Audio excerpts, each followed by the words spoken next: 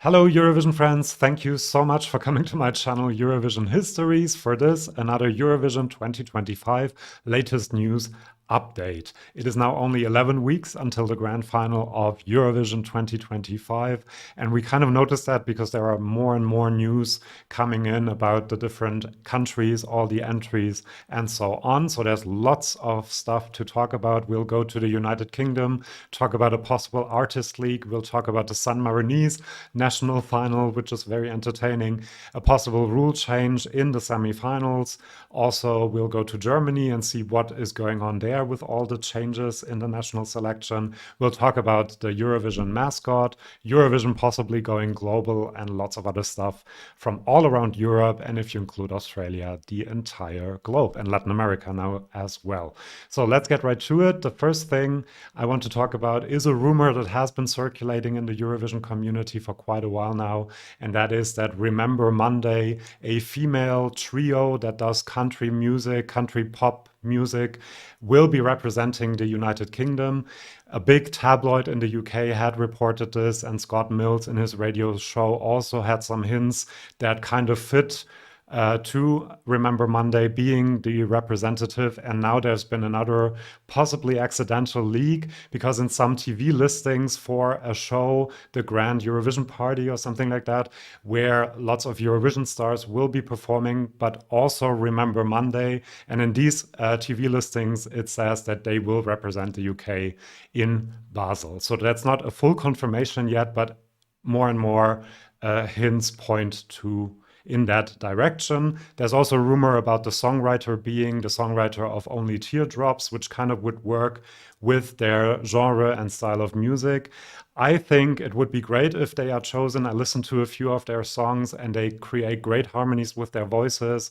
And I think this will be very good material for the juries. And this year we don't have a lot of jury songs yet. So that might have been a smart choice by the United Kingdom if they did indeed choose this band.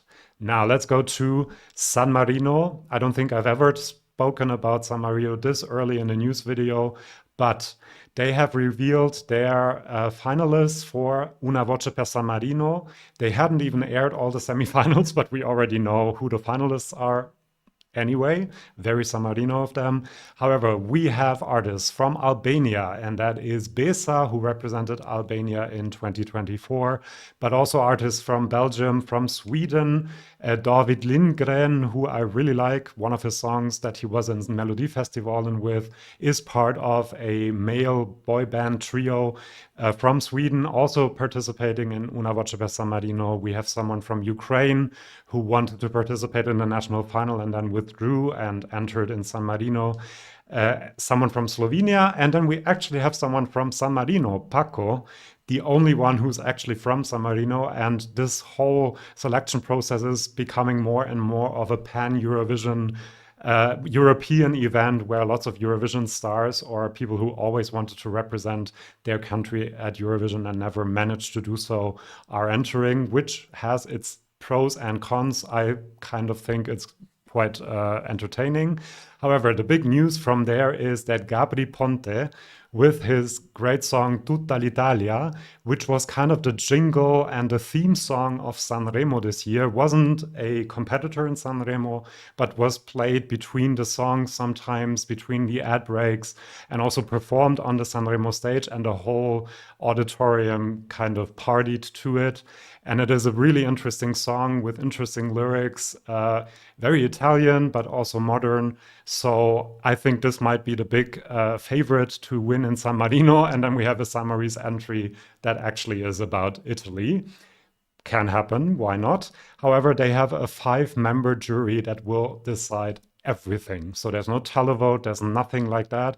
5 people will be in a room deciding who goes to Eurovision for San Marino, but hopefully they see that Gabry Ponte might be a good choice. I would love to have him at Eurovision. Then I have a clip of the week. This time it's from Australia. It was posted by Gojo, the Australian artist who will be flying the Australian flag in Basel, and it is the Australian Prime Minister vibing to his song.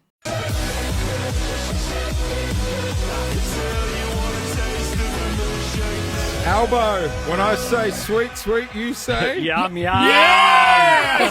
That's it! It's a winner! Then there's a bit of a discussion in the Eurovision community whether the juries have to return in the semifinals, partly because of the types of songs that have been chosen up until this point, but also because the HOD from Iceland, Felix Bergson, who is also a part of the reference group, so this group that includes people from different broadcasters from all over Europe, and that kind of decides which direction the Eurovision Song Contest should go in. So it's not an unimportant voice. And he told the great podcast Eurotrip, check it out if you haven't yet, that he hopes that this rule that the semifinals are 100% televote will be changed again. And he thinks it will be changed in the near future because he says it's just unfair to smaller countries without a big diaspora or a big support from other countries in the region.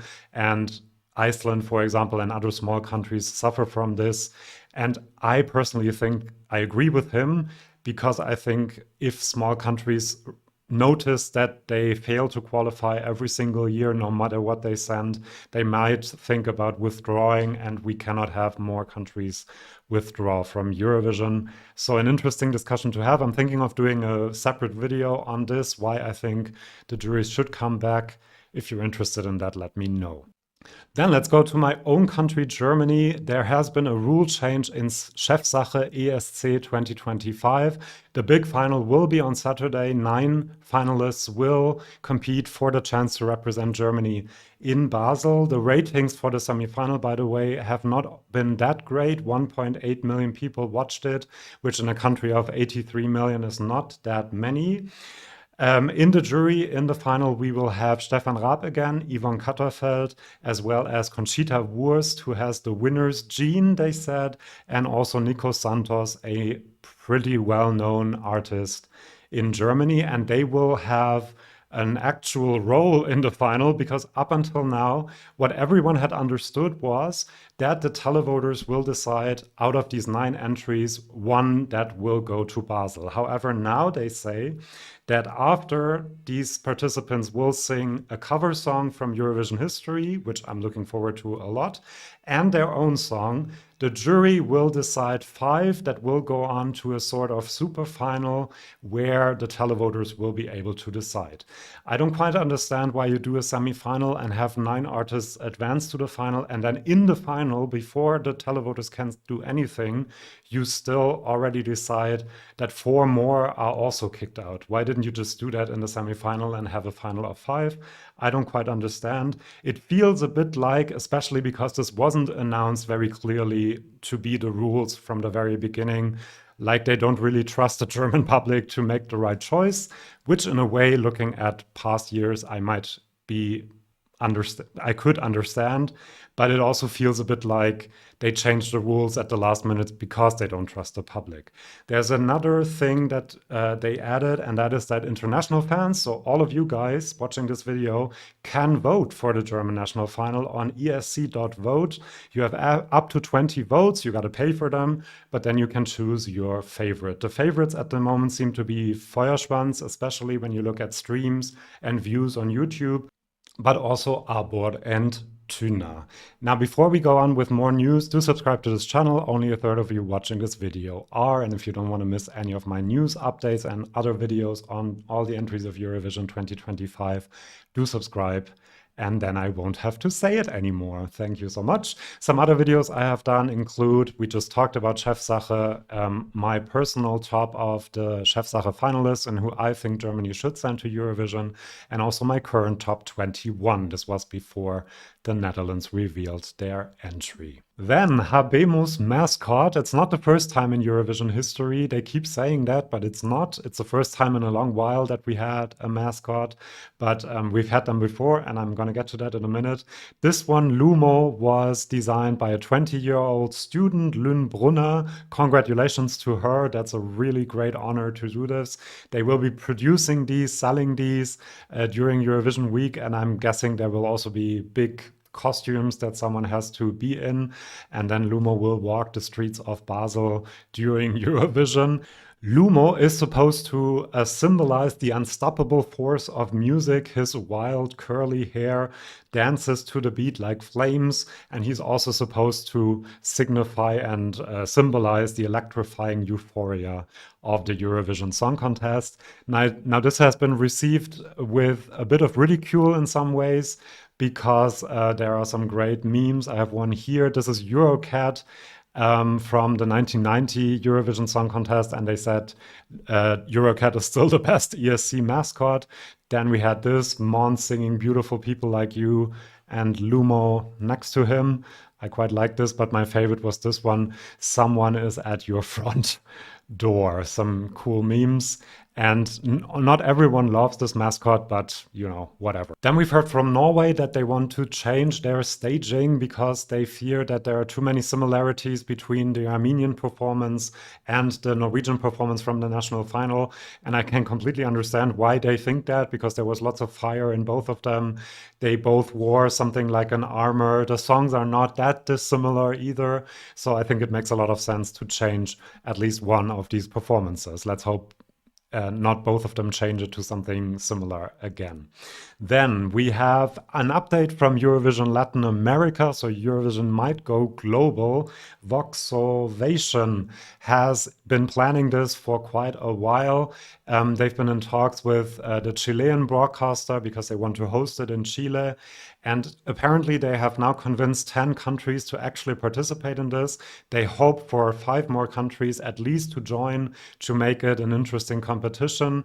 And they have also set the aim to announce something by the end of March. And then maybe during Eurovision week, they can announce that Eurovision Latin America will actually be happening. They want to show it both in Latin American markets as well as European markets. And as far as I remember, I think Spain might actually be a participant in the whole thing.